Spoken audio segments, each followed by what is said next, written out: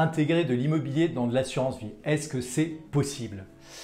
Alors, la réponse c'est oui mon capitaine, mais pas tout l'immobilier. Vous ne pouvez pas intégrer, j'allais dire, votre résidence principale, vous ne pouvez pas intégrer vos investissements immobiliers locatifs, votre résidence secondaire. Ce que vous allez pouvoir intégrer dans l'assurance vie, c'est ce qu'on appelle des fonds immobiliers, de l'épargne immobilière. Alors, qu'est-ce que vous allez pouvoir mettre comme épargne dedans?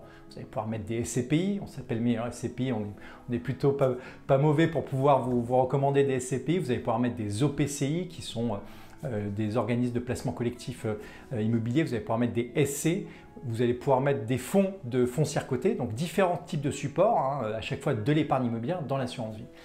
Quel est l'intérêt de mettre de l'épargne immobilière dans l'assurance vie? Alors, généralement, ce qu'on aime, c'est on aime avoir une visibilité sur son revenu, sur son rendement, etc.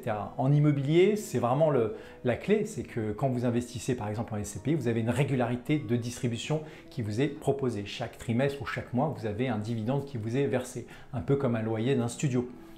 Donc, quelque part, vous voyez progresser mois après mois votre épargne dans le cadre d'un contrat d'assurance vie. Donc ça, c'est vraiment intéressant.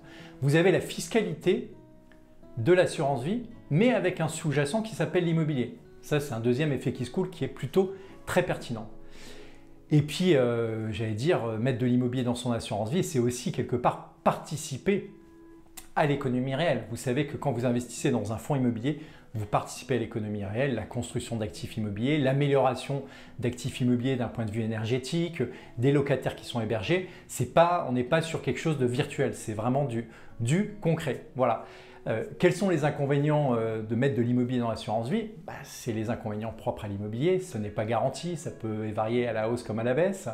La liquidité est meilleure par contre en contrat d'assurance vie parce que c'est l'assureur vie qui supporte le risque de liquidité.